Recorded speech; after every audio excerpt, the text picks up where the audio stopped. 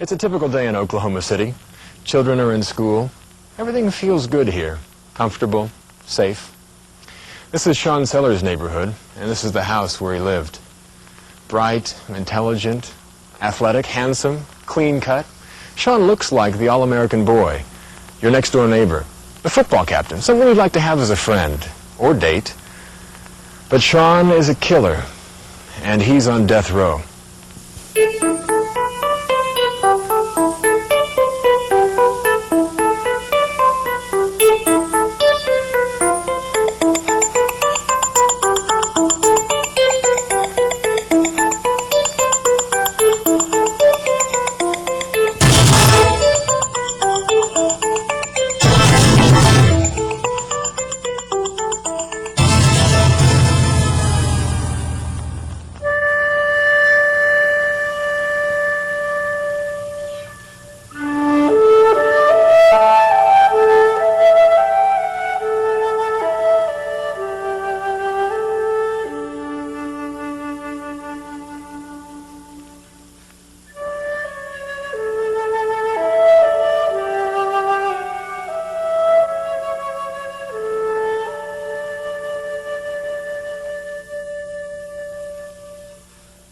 What led to these tragic events? For many inmates, the answer is in their family background. Abused and unloved, they become filled with hate and then lash out at society. Not so with Sean. Although his parents' work did keep them away from home a lot, Sean knew they loved him.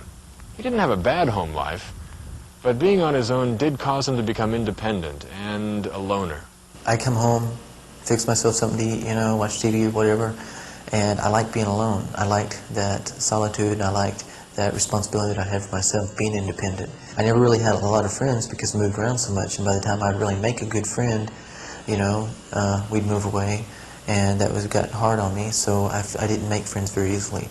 I liked being alone there as well. Learned how to play by myself and, to keep myself happy and things like that. It seemed like I was always born to be a leader. Even when I was getting in trouble, I was always getting everyone else in trouble around me. And everything that I always put my hand to always came out, always excelled at it. It always came out great, one way or another. Either if I got in trouble good, or if I did it right, it was very, very right. Sean carried that independent spirit into junior and senior high school. I started playing football whenever I was in junior high, and I was good. I was the best lineman on the team and stuff, and I set some high school speed records when I was still in junior high, and so I really liked it, but I didn't like losing. Couldn't stand to lose, And when I moved to Colorado, something was wrong with our team. We just couldn't get it together for some reason. We won our first 2 games, and we lost our last 8, and I never played football again. I was never with the in crowd. Well, the in crowd to me is the cheerleaders and the football players and stuff like that. In junior high, yeah, but after I got out of high school, I didn't want to have anything to do with football, so I didn't have anything to do with cheerleaders. School was always easy for me. In fact, it was boring for me most of the time. And I would, if I applied myself, a little bit, I'd always make straight A's. But I figured, hey, I can relax and I can party and I can have fun and make A's and B's, so what's the use of studying? And that's what I did. Religion was never a big part of Sean's life, although he does have some Christian memories. One painful incident turned him against God. When I was 13, I went to Falls Creek, which is a Baptist youth camp here in Oklahoma. I was having some problems with a girlfriend, my first girlfriend, my first crush, puppy love and all that stuff. I was praying, Lord, just make her love me. That's all I asked for. I'll be good if you make her love me. I was trying to make a deal with God. And whenever she broke up with me and told me that she didn't want to have anything to do with me, I blamed God. I got mad at God. Didn't want to have anything to do with him. Every time I saw a church, I'd think of her and it would hurt, and I'd cry sometimes and I'd get mad. And so I began to really kind of hate God, lash out at him in anger. As he was growing up, Sean developed an interest in the occult. A babysitter checked out books on Satanism from the adult section of the library.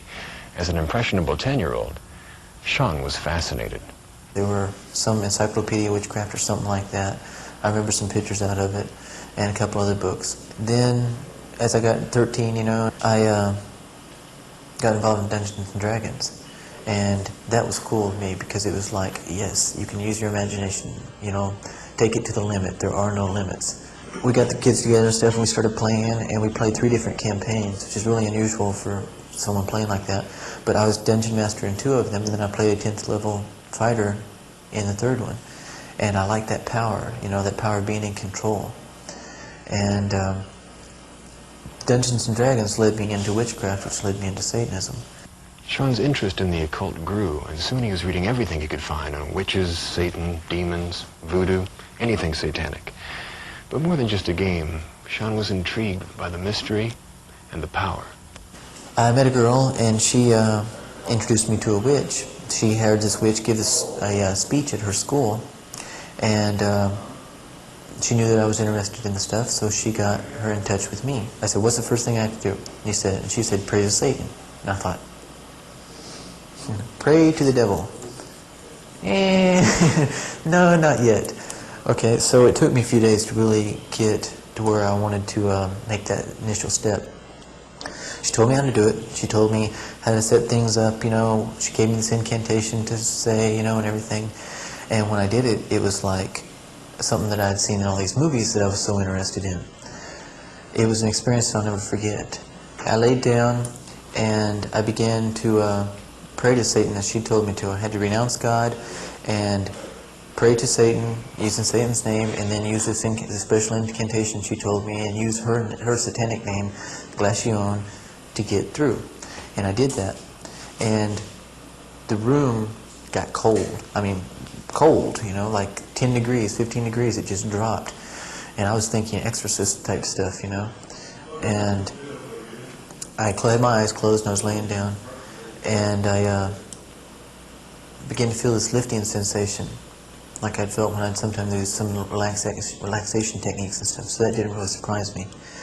But this lifting sensation kind of it increased. It got to be more than it usually felt like, you know. And like I said, then the room got cold, and then it's like something reached out and touched me. You know, I mean, it was real, just like I'd reach out and touch you. These fingers, hands, something touched me.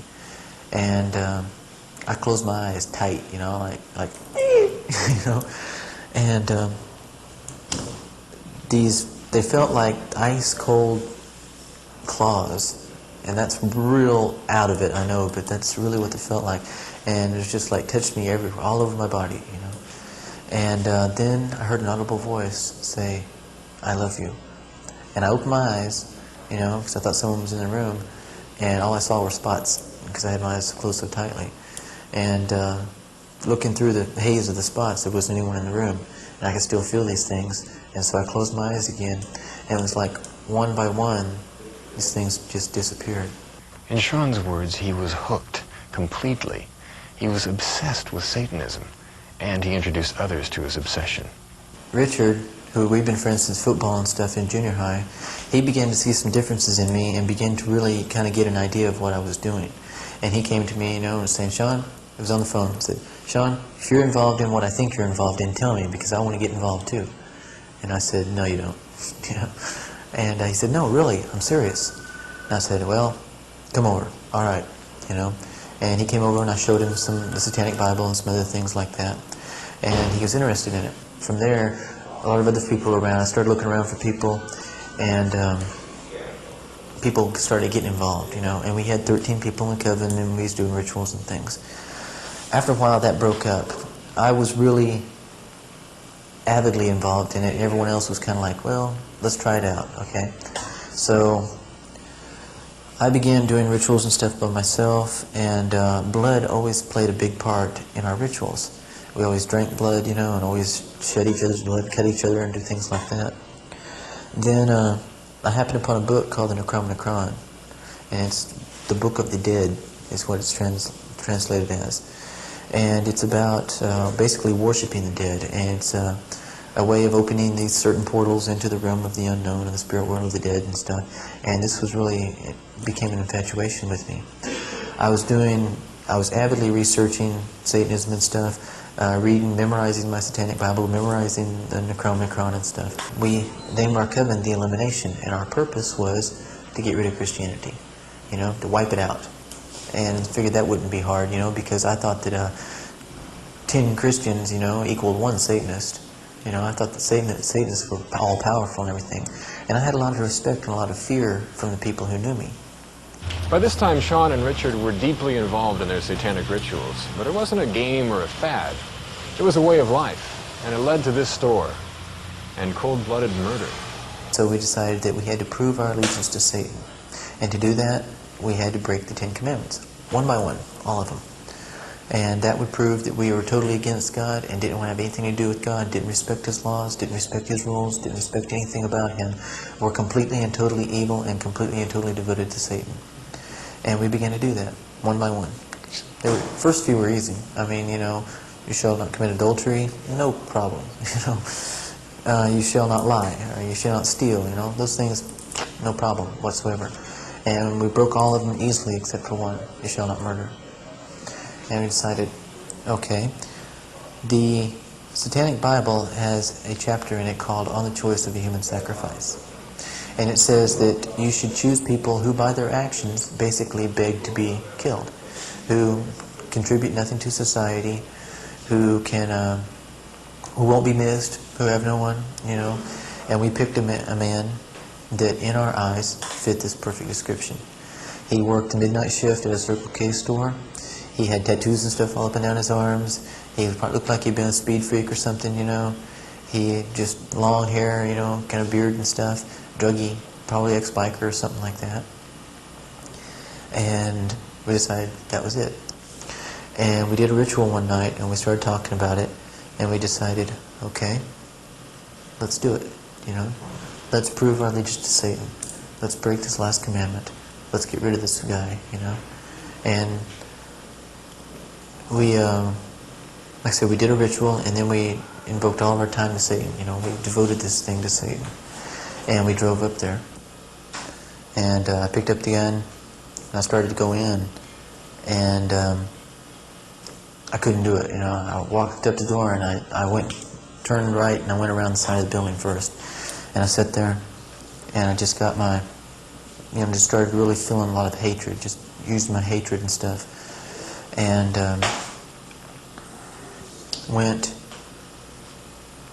took the gun, you know, and held it down, and went back into the store, started walking into the store. And Richard saw me come in, and he was like over here, and he picked up something and said, you know, how much does this cost? Distracting him. The man who was drinking a cup of coffee and set the coffee down and looked up, and I looked at him and picked the gun up like that and fired, and I missed. It went by his head, and he jumped and looked at me, and he started holding his hands up, and he started going, okay, man, okay, okay, and he started moving towards the cash register. And I guess he realized that we didn't come there to rob him or something, you know, he knew us. And so something must have just snapped in his head. Richard and I traded places, and he must have ran this way and saw Richard, thought it was me, or just maybe saw him and just something, but he ran that way, and he almost ran into me. And when I fired the gun, he was only about 1.5 feet, 2 feet away from me. And he was holding up some kind of a coat and was bent down, and when the bullet hit him, it knocked him down, and blood splattered all over the wall. And I remember standing there looking at him, and he didn't move. And I turned around, and Richard was leaning over the cash register. And I said, no, go. Let's go. And Richard took off out the door, and we got in the car, and we drove off. And I remember we laughed about it.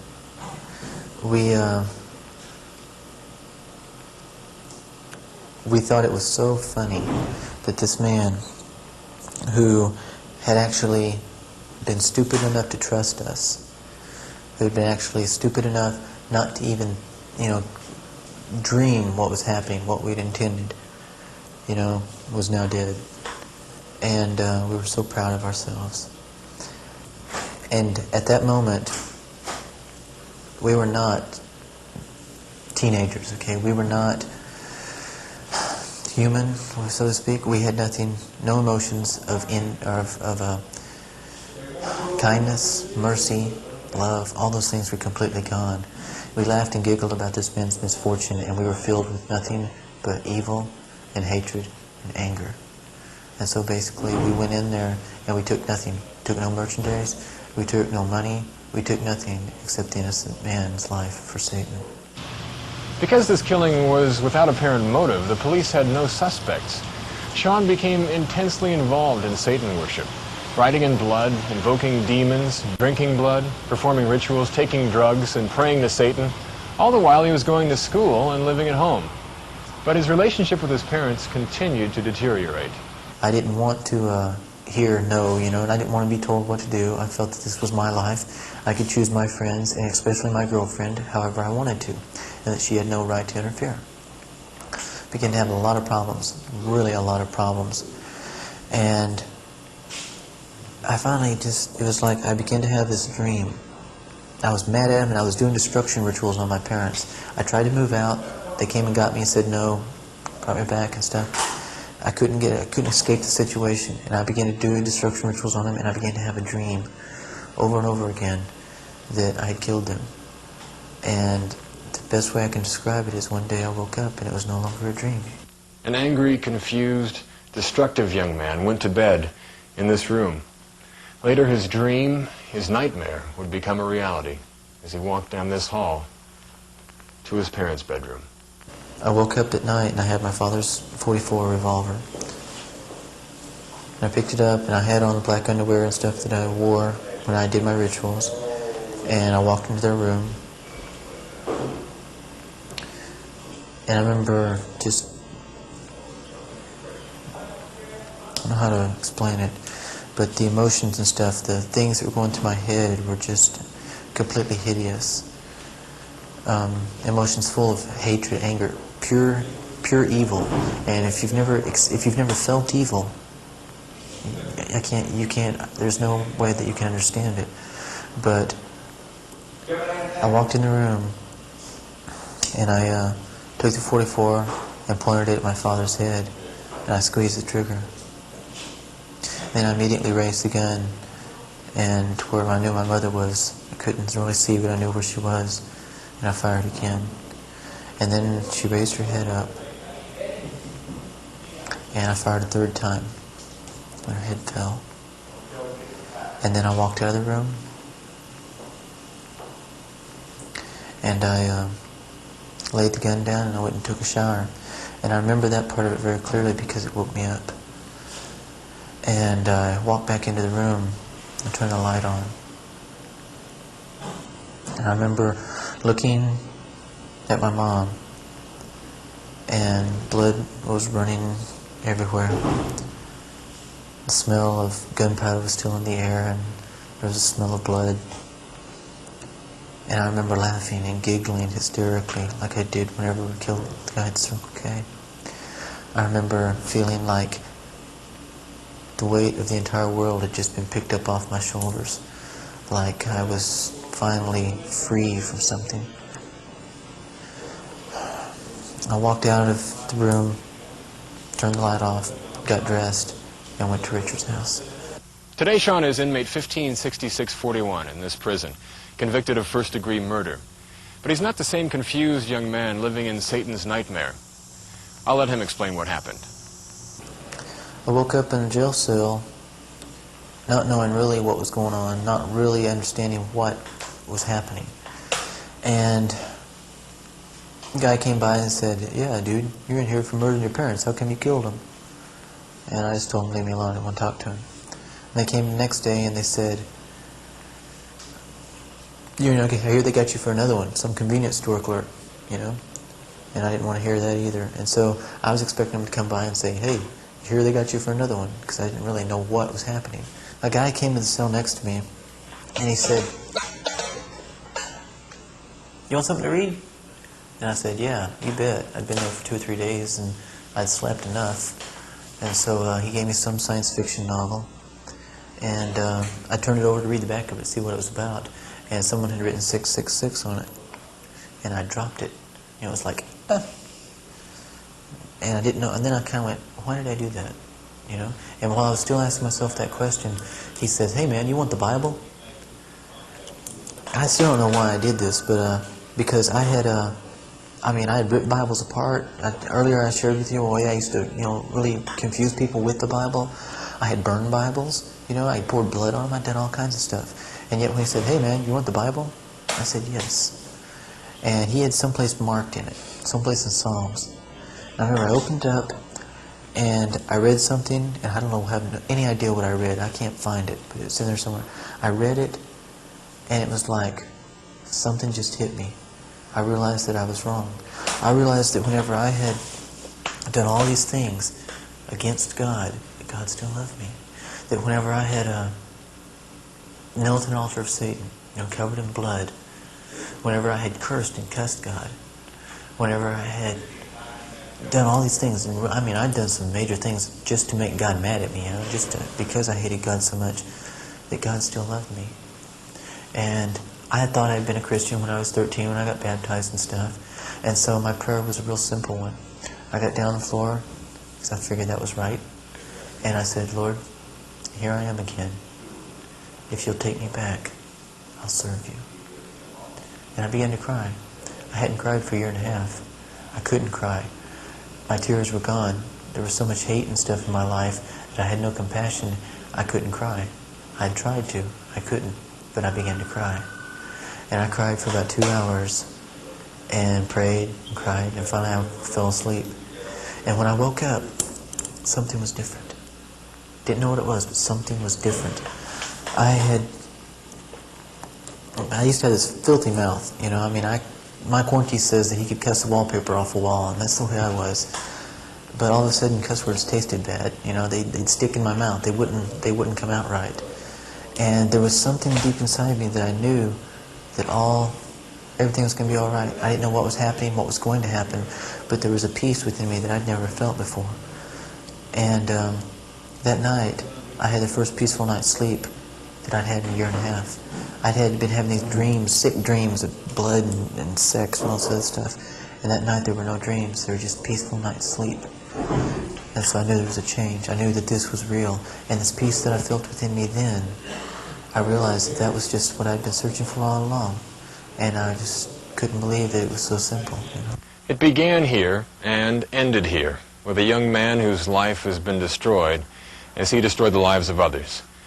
Of course, Sean is to blame for his terrible crimes, and he accepts full responsibility.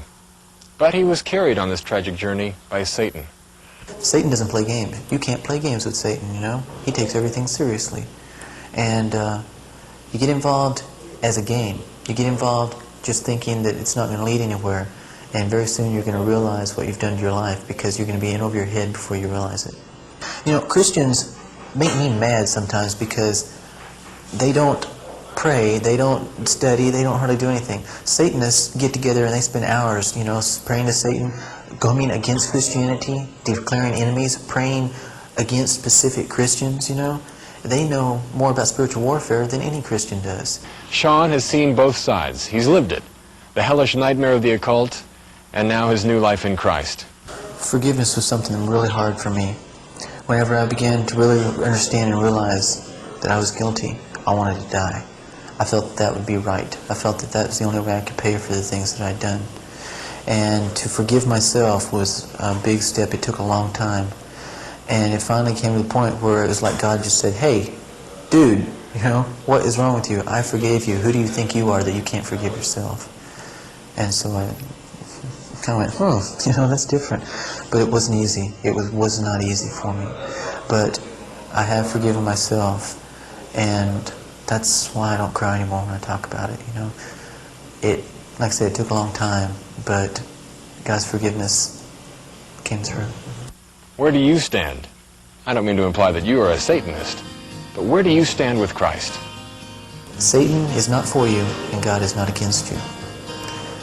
I don't think a person can ever reach their full potential outside of Jesus Christ. We are created with an empty spot within us, and God created us with this empty spot and an insatiable desire to fill it. And He did so that we would seek and search Him out.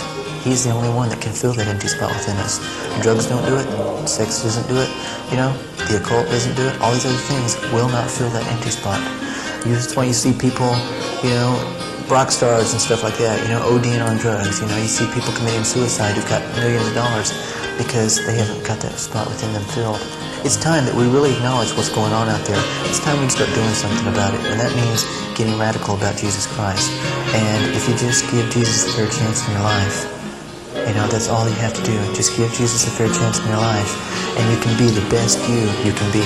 God doesn't want to change you into someone that you don't recognize when you look in the mirror. God wants to make you the best you can be. And you can never reach your full potential outside of Jesus.